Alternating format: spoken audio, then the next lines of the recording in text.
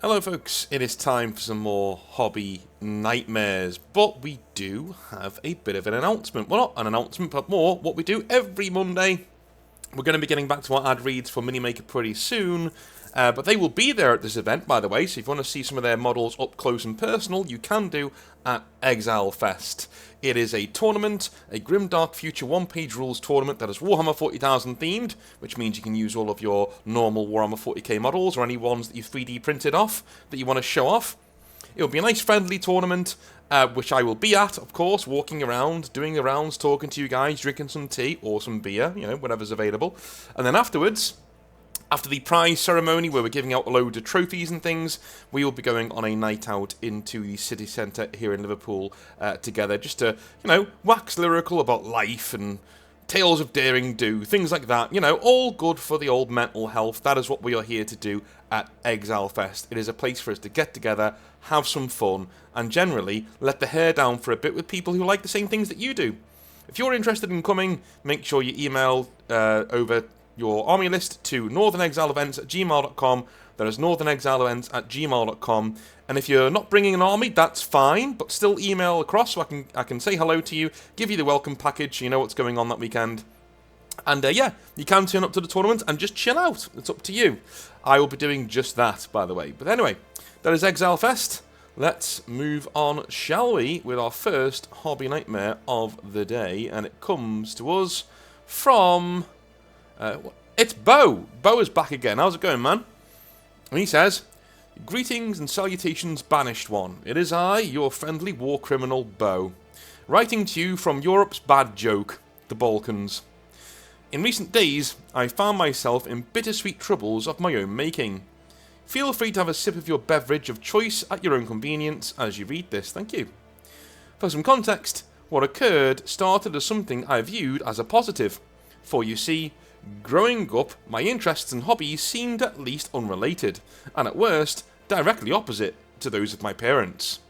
A situation that remained as a sort of status quo for the majority of my life. Yeah, here's the thing, man. A lot of people will be like, yeah, so... No, this can grind you down. If you're the only person in your house who is even mildly interested in the things you are interested in, eventually that will start to grate and grind on you to the point that you're kind of like, well, why am I doing this? Nobody else likes it, and maybe even some people are showing not no interest, but negative interest in what you're doing, you know what I mean? That could be even worse. But anyway, here comes the positive. A couple of months back, whilst I was redoing my kill teams, my scouts, phobos and marines, my usually stern 72-year-old mother took interest in one of the teams, saying the minis reminded her of tiny metal soldiers she had as a kid back in 1960. Then asking me exactly how one plays with them. As you can imagine, I was kinda stunned. However, I recovered fast and slowly tried explaining to my mother the game of Kill Team, figuring that explaining 40k would be too much of a hassle. Eventually deciding that it'd be easier to just show her firsthand. You gave your elderly mother an introduction game, that's amazing. I set up a field for a Kill Team match and let her play the team she liked the look of, the Scouts, while I took the Phobos Marines. Initially, I simplified the rules a little, chose to ignore most of the special stuff from the datasheets, and treated the first game as a demo, which is my comfort zone. Well, it went well, a little too well. Over the next month or so, I slowly introduced the full rules, culminating in a full game of Kill Team against my mother.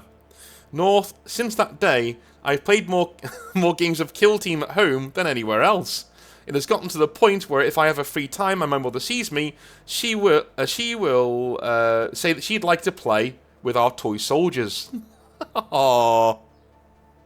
Aww. This is like one of the most wholesome things I've ever read. This is lovely. This is getting out of hand at this point.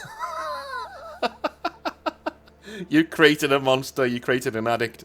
I love my mum, however, I'm actually growing tired of Kill Team. Almost daily I'm asked to play, and if I say I can't, my mother will sulk the rest of the day.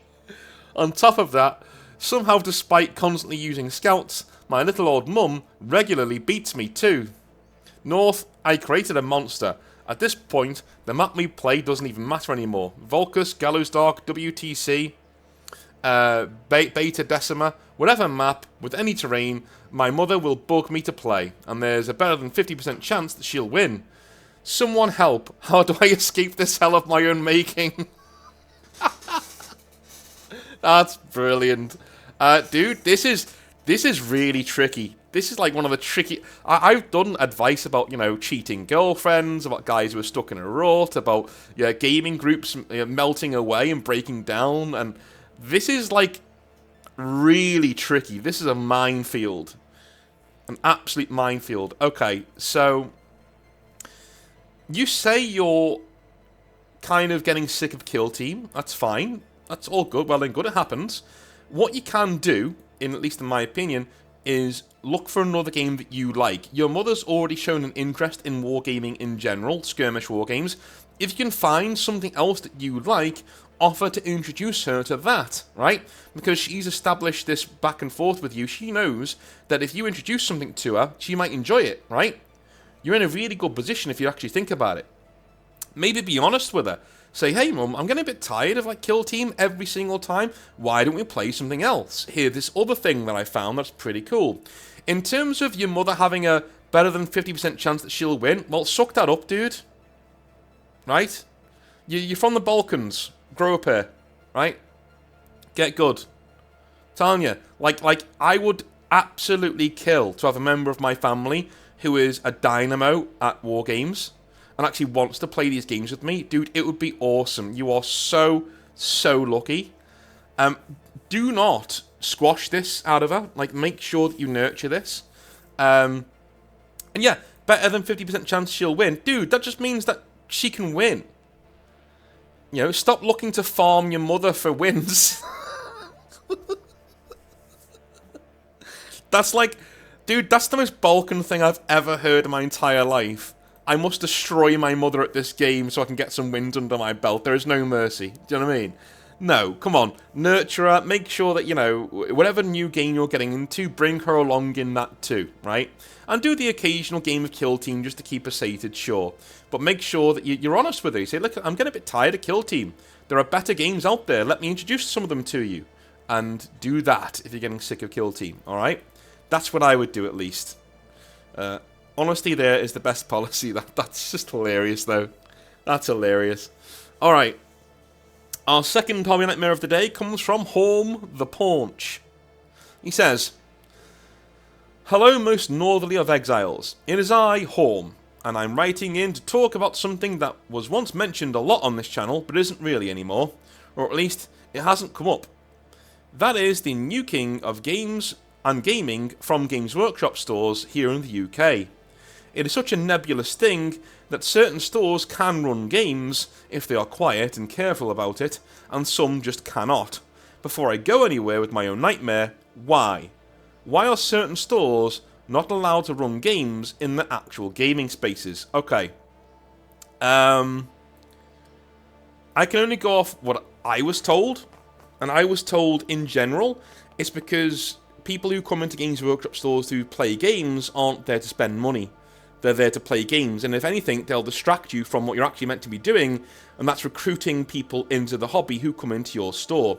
You are an onboarding space. Your store is an onboarding space where you get people involved in the hobby, not a gaming space. Which, I've always said pretty much that's a good, it's a good enough reason, I don't agree with it. I think gaming can be an absolutely brilliant way to actually get people involved in the hobby. Do you know what I mean? So, if they are walking past... I used to put my gaming table right by the window. Right, literally nearly up against it. So people could actually see... In fact, I think I did. Yeah, I put it against it so you couldn't go around the right-hand side of the gaming table, but it was quite big, So sometimes people had to, shimmy around a bit. But because it was such a cool gaming table, people kind of just went with it. And when they asked me to move it, I said no, because you guys are my advertisement for the hobby.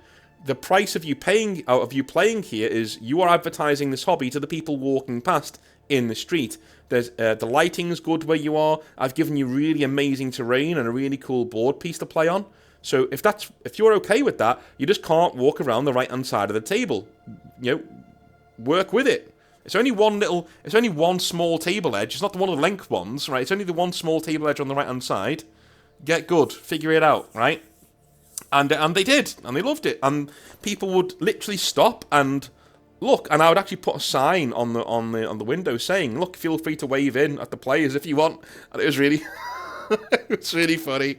And people did. People just waved at people playing, and they would wave back, and "Hey, when you come in, have a look at this." And people would. People would literally come in and beeline straight for that table and talk to these guys. "Hey guys, what's going on? Where you playing?" Right? And before long, I wasn't even running intro games myself anymore, because all they'd want to do was look at the game being played by actual players. Who'd want to play, if you're in your teens, who would want to play like a lame introduction game with a gesticulating Games Workshop manager where you can sit there and actually watch a real life game going on where they're having loads of fun doing it, So that was the reason why I was told we don't do gaming in stores, basically. You don't spend any money if you go in there to do gaming. Now, not all stores were created equally. There were some stores that were allowed to game, mainly because, they've been in the company for decades and it'd be too much hassle to actually talk down to them and get them to stop gaming, And it generally went on how much they trusted you. If they trusted you as a manager to do gaming in the right way, you might be able to get away with it if you didn't rub it in their face that you're gaming in your store, right? But if you didn't, or you weren't, if you kind of knew, like I was, you had no chance, right? As soon as they saw you were gaming in store, they were going to come down on you like a ton of bricks, or figure out a reason to come down on you like a ton of bricks. So, I do not get the overzealousness of Games Workshop in the UK when it comes to not running games in stores. I completely understand if they want to, say, encourage you to not do that, right? It's your store. If they just said, "Look, it's your store, run it how you want," right? But we would advise you not to do so many games in store. That's what we would advise, right? You run how you want, but we would advise you not to do that because your numbers will eventually go down. They give you enough rope to hang yourself, basically, and then you succeed or fail on your own chutzpah, which I agree with, right? But they don't do that. It's a passive-aggressive blanket ban on gaming. If they find out you've done it, or you're doing it in a store, and you're not one of the cool kids, you're not one of the in crowd, they will come down on you like a ton of bricks. Again, there are managers out there who can get away with doing games in stores, but these are generally managers who have been there for decades and they won't be told, so there's no point, right? and it's quite expensive to sack them when they've been there for that long. So they don't bother. Just let them get on with it, right? To me, that's kind of sucky, but that's where we are. So that's the reason why, man, there's not many games in stores these days. And if there is, if you're in a Games Workshop in the UK where they do gaming in stores, your manager is either very good at hiding it and the company doesn't know, so make sure you don't tell anybody, or they've been there for a long time, or both, right? As soon as they found out I was doing gaming in my store, that was one of the first big strikes against my name, saying, "Yeah, he can't be manager," right? That's not what, First big thing was like, "Oh, he does gaming in store. Toxic, get him out. Anyway, my own nightmare comes from such an instance. I will not name the store, as I do not want to dox anybody, but for a long time, I frequented my local Games Workshop store, which is a short bus ride away into the city. It sits just outside of the main train station, so sees a lot of foot traffic, and, as such, a lot of new people coming into the hobby would wander in from time to time. Our manager, Simon, was a decent bloke and recognised the good work that we did.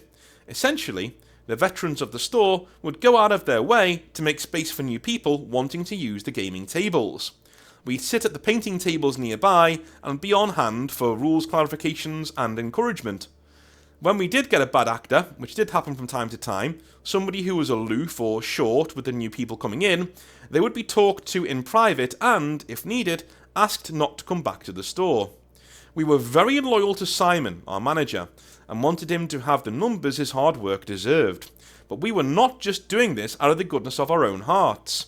Our reward for helping him pull in recruitment numbers and maintaining a really good atmosphere in the store was the Thursday Night Veterans Club.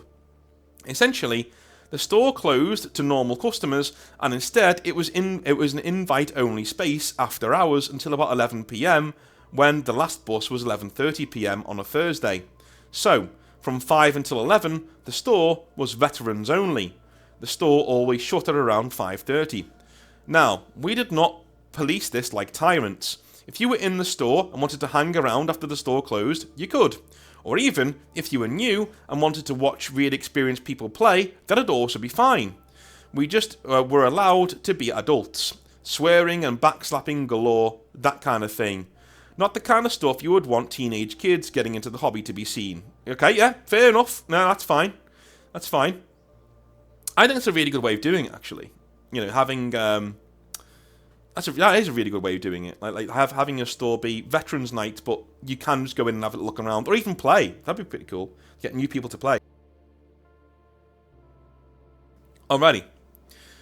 On those Thursday nights, I actually ended up coming up with a world for us to campaign in over in Age of Sigmar.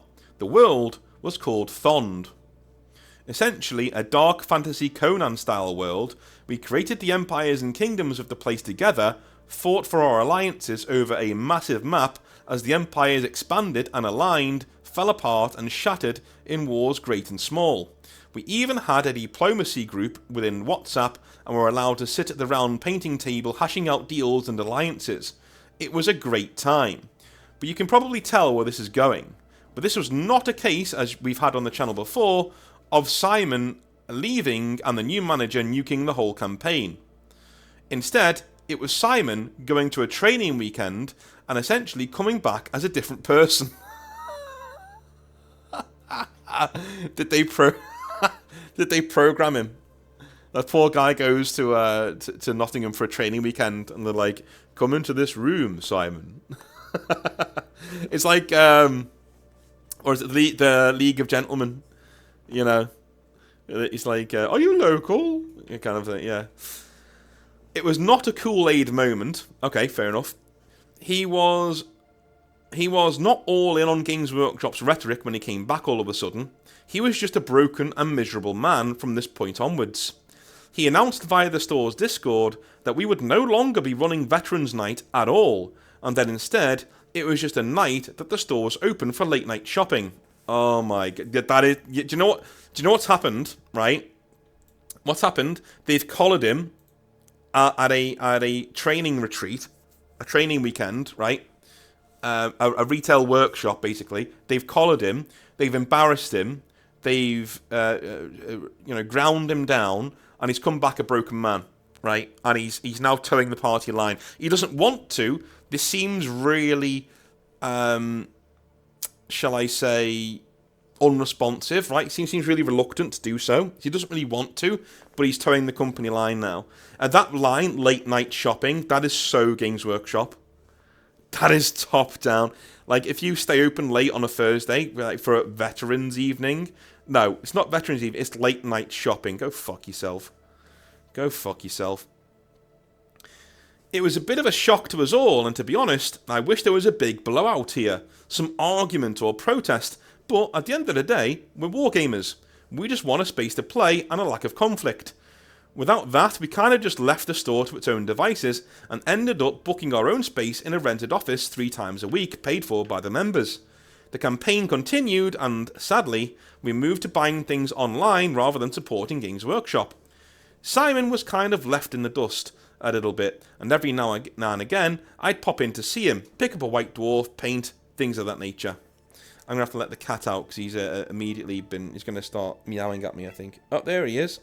You alright, mate? Oh, dear. You okay? Oh, dear. I think he wants to go out and get a bird or something. So he's my little mascot when I've been doing recordings recently. He sits behind the monitor, and his head pokes from underneath the monitor, like, hello, every now and again. Right, are you going out? Are you staying here? Right, you're going out. Okay, one sec. Come on. Oh, he's a big boy. Oh. Off you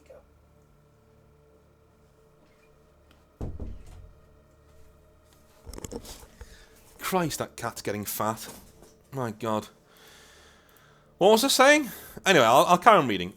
Simon was kind of left in the dust a little bit, and every now and again, I'd pop in to see him, pick up a white dwarf, paint, things of that nature. Well, that's good of you, to carry on going back and seeing him.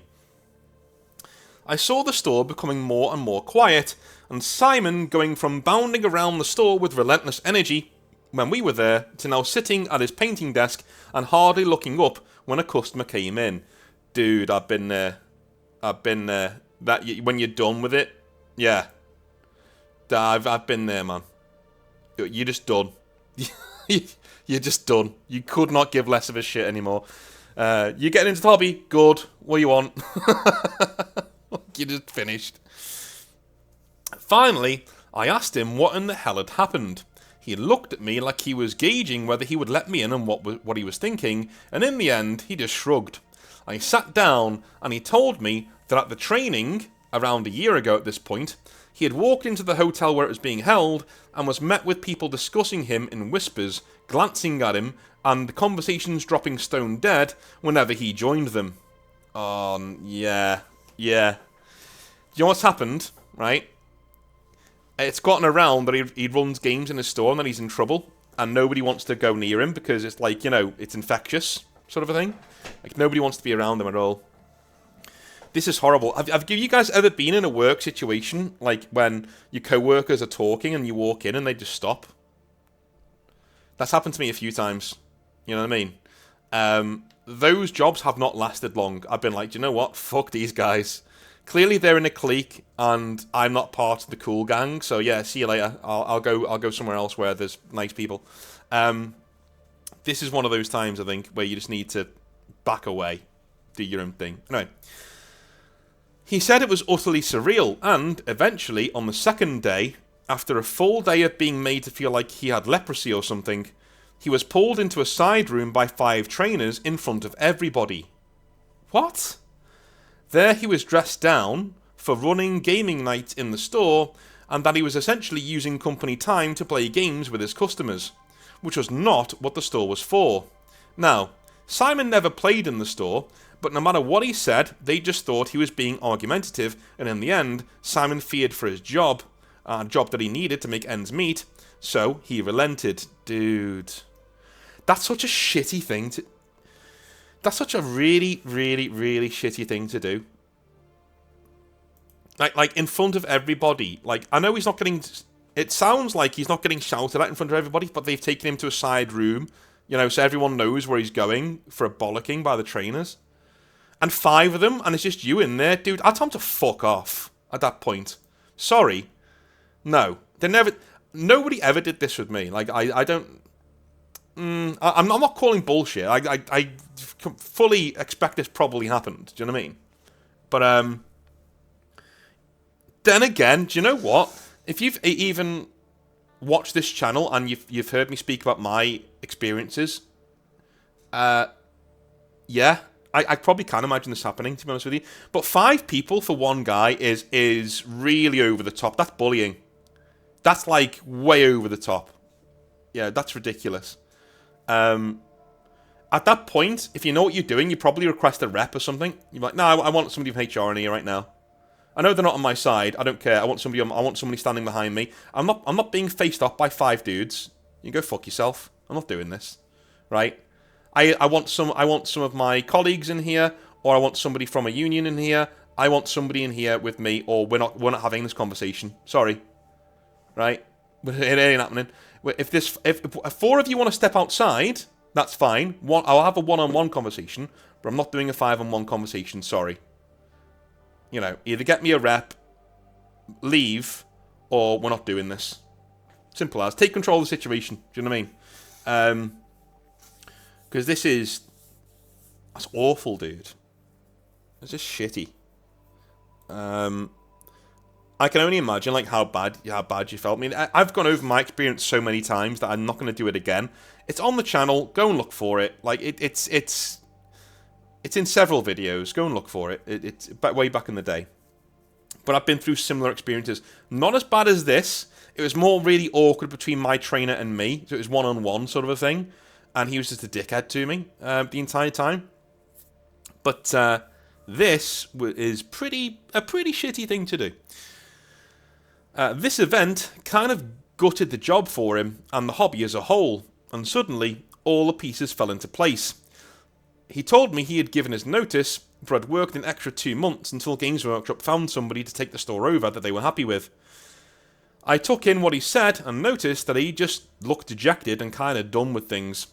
When I asked whether things had gotten worse since the training incident over the last year, he just shrugged and said it was not worth talking about. He was enjoying the job now that he was not trying. He knew he was leaving. There was nothing more they could do to him, so as long as he turned up and ran the store, he was fine. Dude, he's right. Yeah, this is probably the most relaxed he's ever been. I mean, of course, he's not doing anything in the store anymore. Like, he's not trying to push it. He's not running around trying to recruit people. Because why would you? Fuck these people. They're lucky he's there to open the store. Like, I would be sorely tempted to just be like, nah, go fuck yourself. Find some other gopher. Sorry. Don't want your money. Don't need it. Find some other gopher. He headed back to university and moved city. I'm not sure what Simon does now, but that is the story of how gaming in our store was nuked from a great height and how we reinvigorated it elsewhere. I got an update last summer though from Simon, as he turned up unannounced to the Wargaming Club and was greeted as a bit of a conquering hero. It was really wholesome. He now runs another store in another city. Okay, so you just said you're not sure what he did now. And then he's now... Okay, maybe you wrote this at another time, I don't know. He now runs another store in another city, not Games Workshop related, but a hobby, and loves his job. He's been with us with his Tyranids a few times whenever he gets a free evening. So I guess we kind of have a happy ending. Thanks for all you do, North. I'm sorry if this is a bit out of whack. I've written it over several months as new information has come to light. Okay, fair enough. Anyway, cheers, North, for all you do. Horm. Alright, cheers, mate. Yeah, fair enough. I can understand why you didn't send that in if you knew he was coming to see you and stuff. So, yeah. Cool, though. I mean, I can't really add anything to it. I'm really sorry you went through that, but, you know, do you know what? Over the last few weeks, I've been getting emails from people just saying, look, you know, you're such a shill for Games Workshop because over the past few Hobby Nightmares, they've gotten quite a nice reputation, if you know what I mean. Like, we've had a few nice stories about Games Workshop, so I guess this one is like a palate cleanser. I don't know. But that sucks that happened, man. But again, I don't think this is even something that just happens in Games Workshop. It isn't, right? It happens in every company across the world, especially in nerdy companies. And you know what I mean by that, right? Nerdy companies tend to be very cliquey. You know? They tend to be very, you know, this group over here are the cool guys, and, you know, you're not allowed in there, nobody really speaks to them, that kind of a thing. And it's just generally pretty shit. Have you ever experienced that, like Microsoft, maybe, or... I don't know, Wizards or something. If you work for any one of those companies, what's it like? Is it cliquey or is it alright? I don't know. Anyway, I love you a long time. Have a wonderful rest of your day, and I'll speak to you tomorrow for some more 40k Orantage. So I'll speak to you then. Have a good one. Bye now.